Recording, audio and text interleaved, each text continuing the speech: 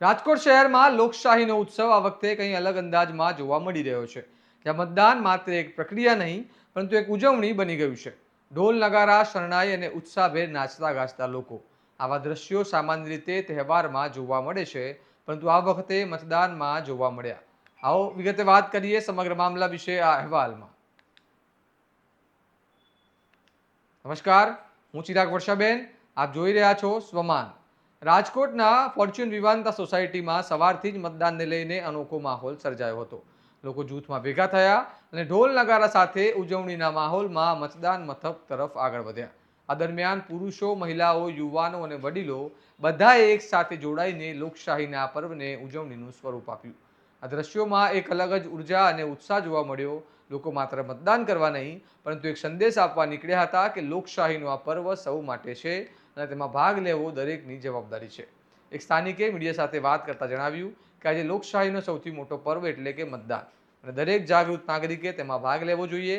આપણે ઘણીવાર સરકારને પ્રશ્ન પૂછીએ છીએ, પરંતુ 5 વર્ષે મળતો આ મતદાનનો મોકો જો આપણે જ ઉપયોગમાં નહીં લઈએ તો પછી પ્રશ્ન પૂછવાનો અધિકાર પણ ક્યાંય ઓછો પડી જાય છે. લોકશાહી આપણને સરકાર પસંદ કરવાનો અધિકાર આપે છે, એટલે દરેકે મતદાન કરવું જોઈએ. રાજકોટની જનતા મોટી સંખ્યામાં મતદાન કરે તે માટે અમારી સોસાયટી અને ગ્રુપ દ્વારા આ જાગૃતિ કાર્યક્રમ કરવામાં આવ્યો છે. તેમણે આગળ જણાવ્યું કે સ્થાનિક સ્વરાજ્યની ચૂંટણીમાં તો ખાસ કરીને એવા નેતા પસંદ કરવા જોઈએ જે લોકોની સમસ્યાઓને સમજી શકે અને ફોન પર પણ લોકોના પ્રશ્નોનું સમાધાન કરી શકે. એટલે મતદારોને વિચાર કરીને યોગ્ય ઉમેદવાર પસંદ કરવો જોઈએ. સાંભળો તેમને શું કહ્યું. આજે આ લોકશાહીનો સૌથી મોટો પર્વ છે. લોકશાહીનો સૌથી મોટો પર્વ એટલે મતદાન.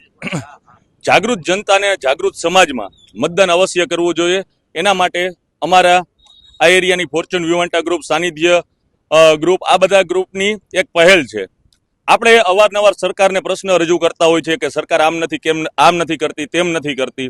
આપણે સરકારના ક્યાંક કોઈક વાતમાં આપણે વાંધો હોય, કોઈક વાતમાં આપણે સહેમત હોય, તો ત્યારે આપણે જ્યારે સરકારને પ્રશ્ન પૂછતા હોય અને આપણે આપણી અપેક્ષાઓ પૂર્ણ ન થતી હોય ત્યારે આપણે એટલું સમજવું જોઈએ કે 5 વર્ષે આપણને એકવાર આ મોકો મળે છે. જો આ મોકાનો આપણે ઉપયોગ ન કરીએ અને પછી આપણે સરકારને પ્રશ્ન પૂછીએ કે તમે આમ કરો છો, તેમ કરો છો, તો એ આપણે એના હકદાર પણ નથી. લોકશાહીમાં આપણને જ્યારે ભારતના બંધારણે આટલો સારો મોકો આપ્યો છે કે આપણે મતદાન કરીને આપણી સરકાર ચૂંટી શકીએ, તો અવશ્ય મતદાન બધાએ કરવું જોઈએ. અને રાજકોટની આખી જનતા બહોળી સંખ્યામાં મતદાન કરે એના માટે અમારા આખા ફ્લેટ અને અમારા મહિલા મંડળ અને અમારા ફ્લેટના બધા વડીલો, યુવાનો દ્વારા એક મતદાન જાગૃતિનો આ કાર્યક્રમ કરવામાં આવેલો હતો. નેતા તો આ સ્થાનિક સ્વરાજની ચૂંટણી છે. 5 વર્ષમાં 3 વાર લોકોને મતદાન કરવાનો મોકો મળે છે. એકવાર લોકસભા હોય છે, એકવાર વિધાનસભા હોય છે, અને સ્થાનિક સ્વરાજ હોય છે. સ્થાનિક સ્વરાજમાં તો એવું હોય છે કે લોકોને પડતી મુશ્કેલી એના માટે આજ નેતા ચૂંટવાનો છે. તો આજે આપણે કેવો નેતા જોઈએ છીએ, કઈ પાર્ટી, કયો નેતા આપણા એક ફોનથી કે આપણા સાચા પ્રશ્નોમાં આપણા પ્રશ્નને વાચા આપી શકે, એવો નેતા પ્રજાએ ચૂંટવો જોઈએ. એકંદરે જોવામાં આવે તો આ પહેલ માત્ર એક વિસ્તાર પૂરતી સીમિત નથી, પરંતુ તે અન્ય વિસ્તારો માટે પણ પ્રેરણારૂપ બની શકે છે. કારણ કે ઘણી વખત લોકો મતદાન માટે બહાર નથી નીકળતા, પરંતુ આવી ઉજવણીભેર પહેલ તેમને પ્રેરણા આપી શકે છે. અંતમાં સવાલ એ છે કે શું મતદાનને તહેવારની જેમ ઉજવવાથી મતદાન ટકાવારીમાં વધારો થશે? શું આવી પહેલ લોકશાહી પ્રત્યે લોકોના વિશ્વાસ વધુ મજબૂત બનાવશે?